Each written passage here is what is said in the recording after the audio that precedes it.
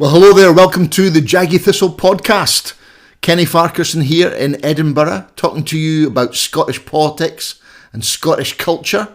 Those are the subjects we talk about on the JAGGY THISTLE. I'm very, very glad to have you along for this wee chat here this morning. It's Sunday morning here in Edinburgh. Beautiful day. Shout out to those listeners and viewers in Aberdeen who have gone three and a half weeks, I think it was, without seeing any sunshine and lots of rain. I feel your pain. I lived in Aberdeen for 4 years, and I know it can be quite a bit of a bleak place when the weather's not good, and maybe bringing out some of the natural characteristics of our Aberdonian brethren. But I hope you're enjoying what sunshine you're getting now, Aberdonians, and I hope you're being grateful for it and happy about it. Happy about it? There's always a first time. Okay, so in anticipation of lots of letters of complaint from Aberdonians, I'm going to give you my email. I'm always glad to hear from you here on the JAGGY THISTLE.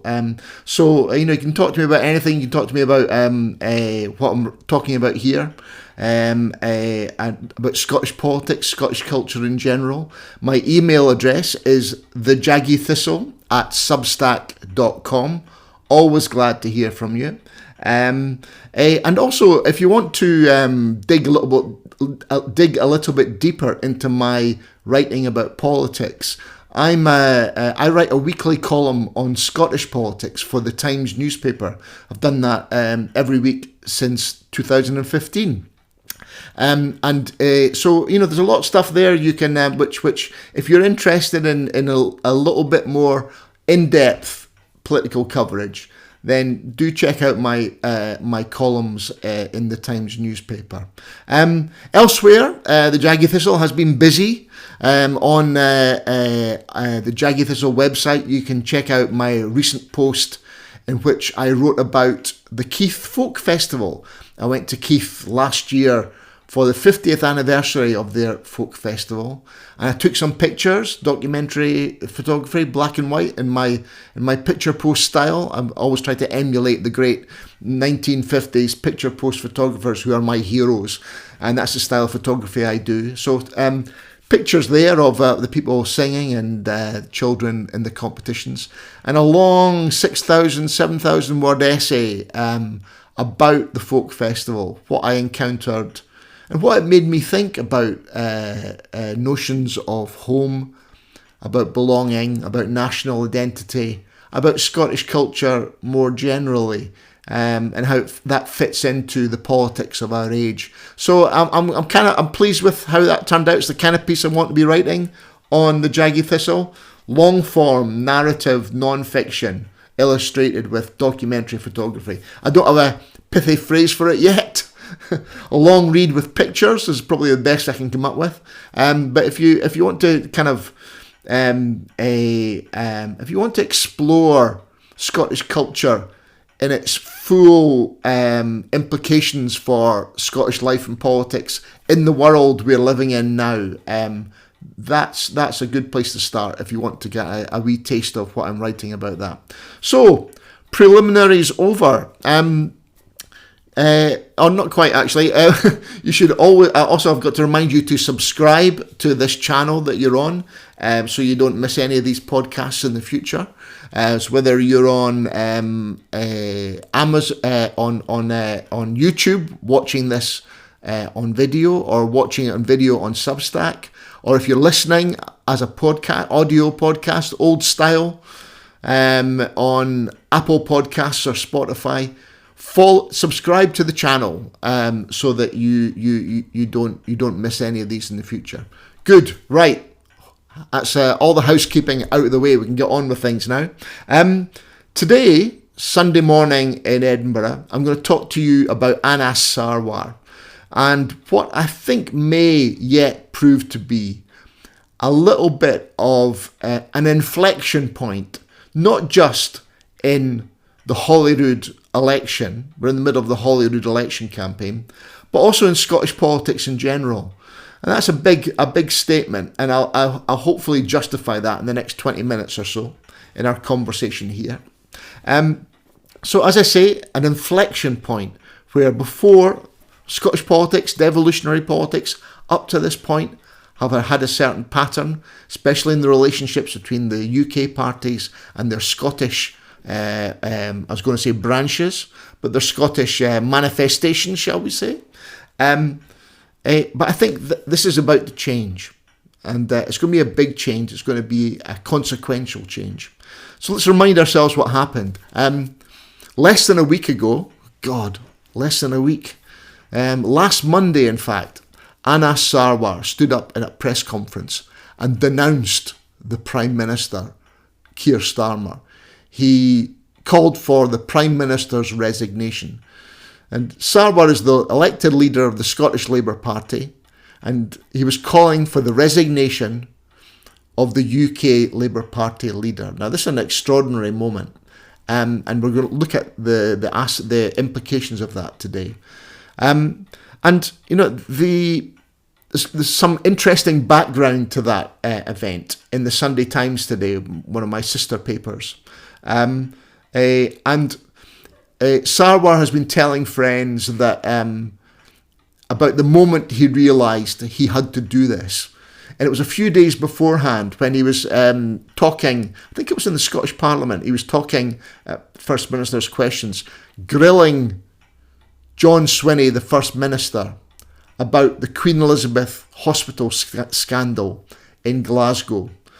Don't have time to get into that just now. We'll maybe devote some time to that in the future. But it's one of the big political stories in Scotland about whether this hospital was rushed into opening before a general election for political purposes, with disregard for patient safety, that consequently resulted in the deaths of a number of patients, including children who were being treated for cancer.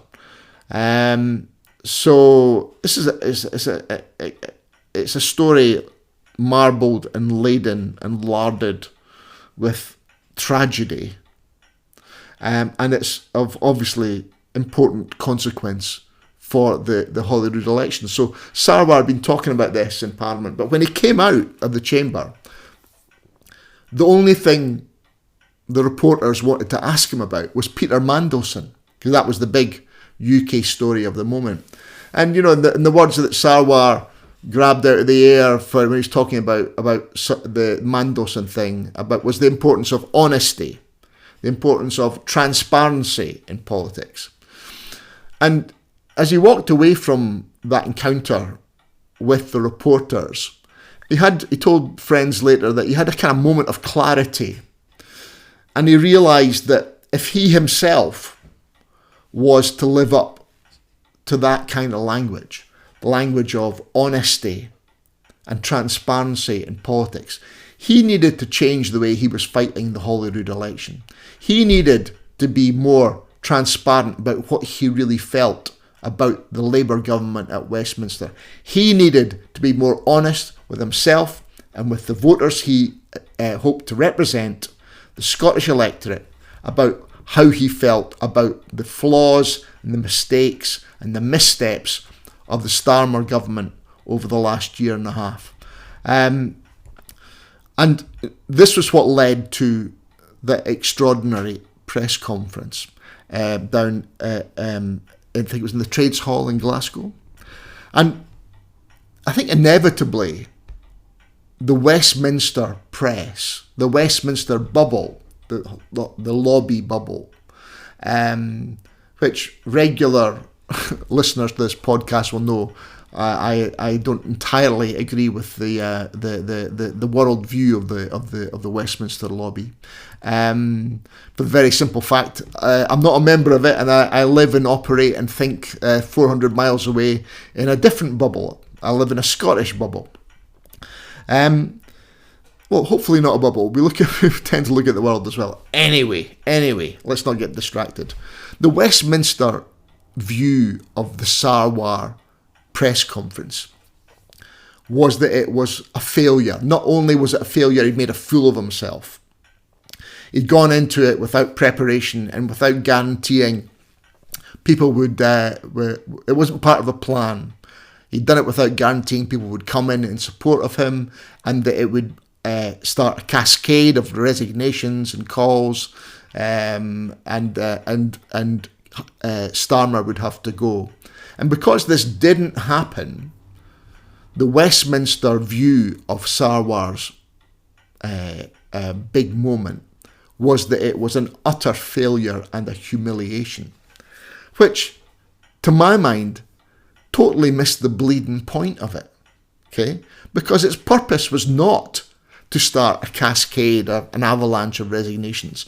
Its purpose was to change the conversation about Scottish politics in the Scottish parliamentary campaign, election campaign. And I think he did that. Now, why did Sarwar feel that was necessary? Because he was losing badly to the SNP, fighting for second place with Reform in the polls. And, he believes in what he is saying about why Scotland needs reform, why Scotland needs a new government. Yes, there's self-interest involved there, because this is his last shot at becoming First Minister of Scotland. So, yes, there's self-interest, but he feels that, we've talked about this before in this podcast actually, that the idea that the Scottish parliamentary elections and the Welsh parliamentary elections and the English local elections can be used as a kind of test for Starmer, and if he fails that test, then he gets deposed. The Sarwar saying, that's no good to us in Scotland. If the Labour Party needs a change of leadership to make it electable, then we need that change to happen before the Scottish parliamentary elections, ideally. Or even if that change doesn't happen, I, as Scottish Labour leader, need to be able to say to the Scottish voters, I disagree with the Prime Minister on this, that and the other. Which, to be fair, Sarwar has done quite a bit of that in the past, on Gaza, on the two-child benefit cap, a few more of the kind of the key issues on the winter fuel payments, for example. Sarwar has put distance between himself and the Prime Minister. But here was he, Scottish Labour leader, saying, I think the Prime Minister should resign. So I don't see things through the Westminster bubble. I don't think we judge Sarwar's statement on whether it brought down the Prime Minister. It may yet bring down the Prime Minister, or it may yet the Prime Minister may yet fall for other reasons, and Sarwar's analysis may be proved to be right, but at the moment it hasn't. But that's not the judgment, okay? The judgment is, has he changed Scottish politics so that Scottish Labour is not seen as an offshoot of a failing UK Labour government? And again, in the Sunday Times today, there's some indication that there's some encouragement for Sarwar. This poll in the Sunday Times this weekend has mixed messages for Labour. But the key one, and I think it's quite an extraordinary one, is that Scotland, the Scottish electorate, agrees with what Sarwar, it's difficult. I'm getting them mixed up, and apologies for that. Kind of, I'm getting try and get my false teeth in order. Sarwar was right to do what he did last Monday, and Scottish electorate, or certainly the sample in this poll, agree with Sarwar. 52% of the people in this poll said that Sarwar did the right thing, and that was, and only I think it was 26% think he'd done the wrong thing. So that's a ratio of 2-1 people agreeing with Sarwar as opposed to those disagreeing with him. So that, elsewhere in the poll, Sarwar's personal ratings, where it's kind of, the people who think he's doing a good job, and people who's doing a bad job, it's not good. The Labour Party is still struggling for second place in the polls with reform. Not good.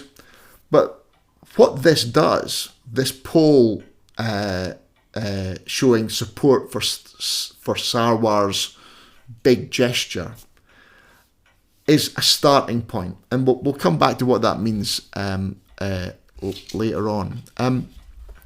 Because I want to look a little bit, before we do that, I want to look a little bit at Sarwar as a politician and as a person. I've known him for a long time. I knew his father, Mohammed Sarwar, who was the first Muslim MP in the United Kingdom.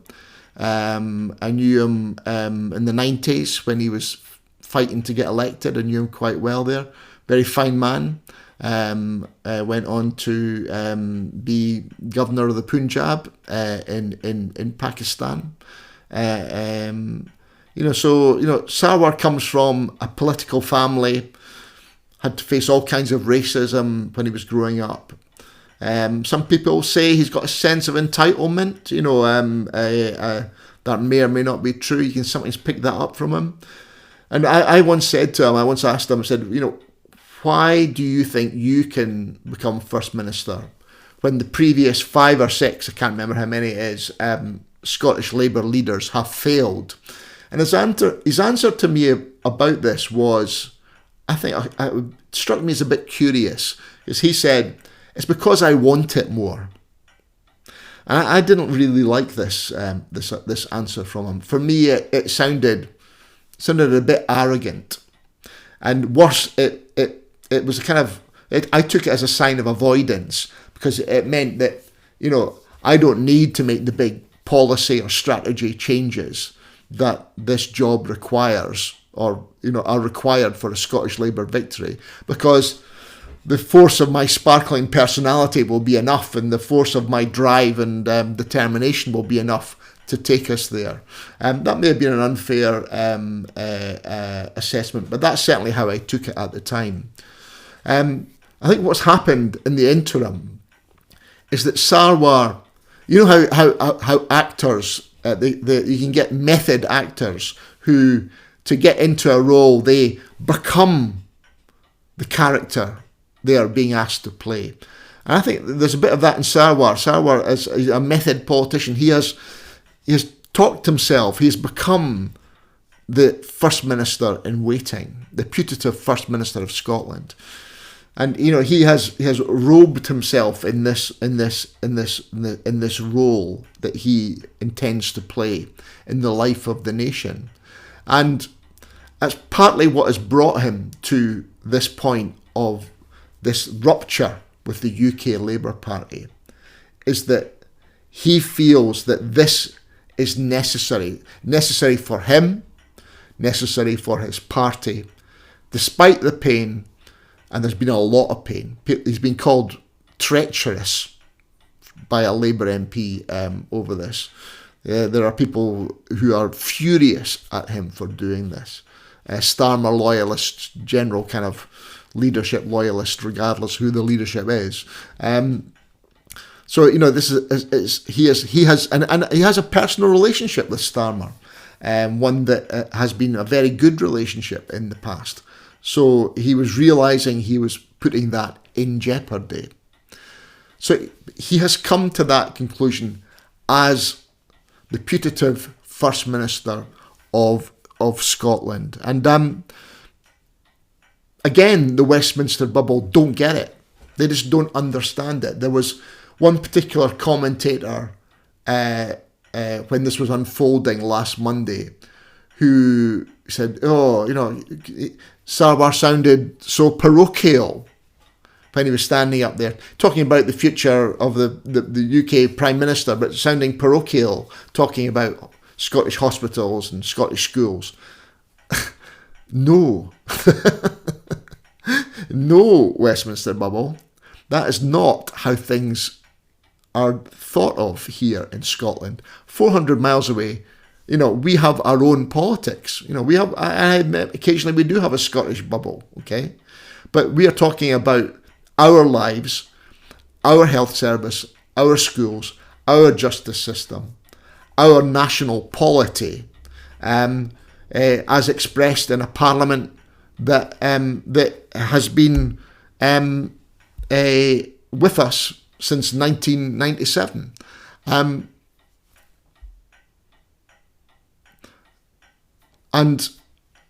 It's with us since 1999. Sorry, I thought we had a bit of a technical glitch there. Carry on regardless. Sorry, I lost my thread there. Forgive me. The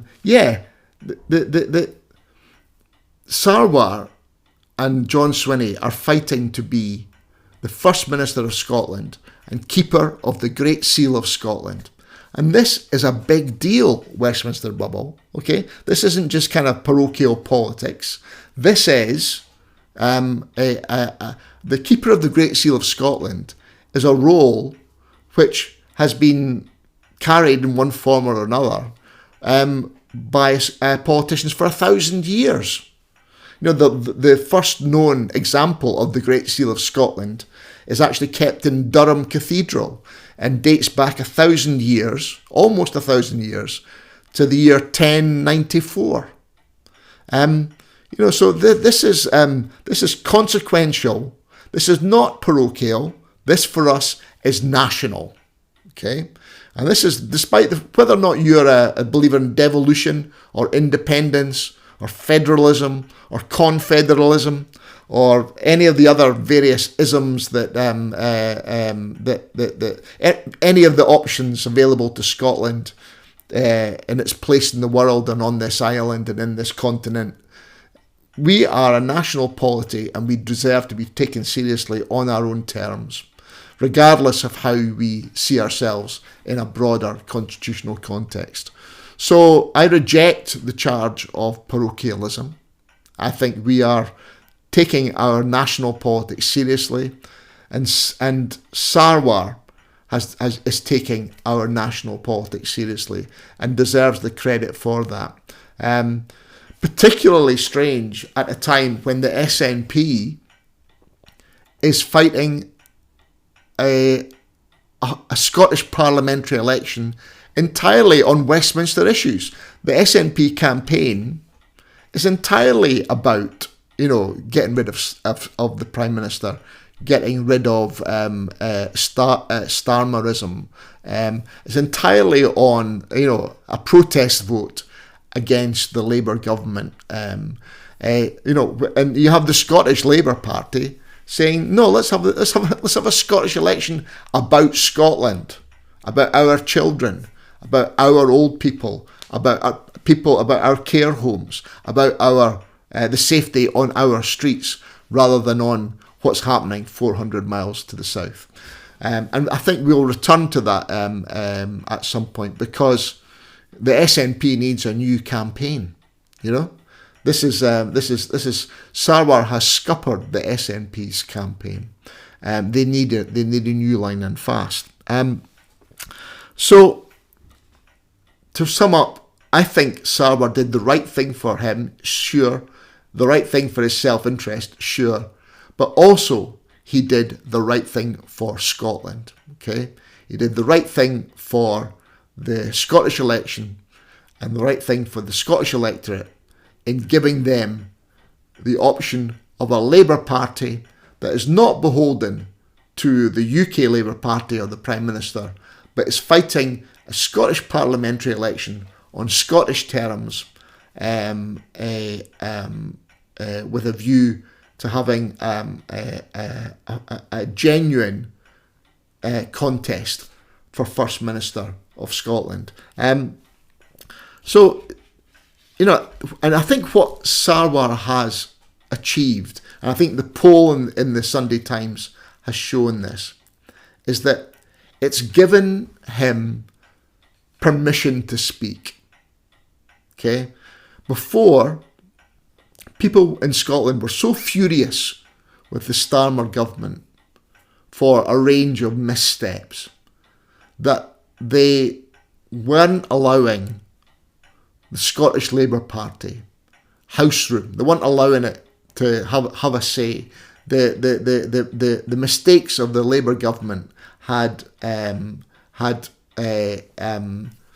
I wouldn't say destroyed, but they had removed the credibility of the Labour Party on the doorsteps in this campaign. What Sarwar's personal declaration has done has put the focus on him as a putative First Minister and has given him, as leader of the Scottish Labour Party, permission to speak. And only now, I think, will we have a campaign for the Scottish Parliament worthy of the name. Okay, because before, people were discounting Scottish Labour because of UK Labour. Sarwar has given his party permission to speak in this contest. And, the Holyrood election campaign starts here. Okay? Because everything that went before is preamble. This is the real campaign. These are the terms on which it's going to be fought. And I think it's going to be an interesting run-in over the next 3 months. I hope you'll stay with me over that time. We'll be back to this. All kinds of things to look at. I think the issue of the SNP campaign, what this does to the SNP campaign, we need to look at that. We need to look at what this does for Douglas Alexander with the tricky position of trying to be co-convener of the Scottish Labour parliamentary election campaign, and which it will be predicated on removing the Prime Minister, while at the same time sitting in the Prime Minister's UK cabinet. Tricky one, that. We'll look at some of the light and shade and subtleties of that in a future podcast. So, thank you for listening. Sorry for the wee kind of glitch and hesitation there when I thought apology, I thought we weren't recording for a moment there. So that's what caused my slight glitch there earlier on. I hope you'll forgive me. That's what this podcast is. It's kind of just me talking to the camera without a script. So there's bound to be a bit of a few glitches along the way. But I think I that's the way I like it. I like it rough and ready and unpolished. That's been my whole life. So I hope you'll forgive me that small glitch, and tune in again next time on the Jaggy Thistle podcast. Thanks for listening. See ya.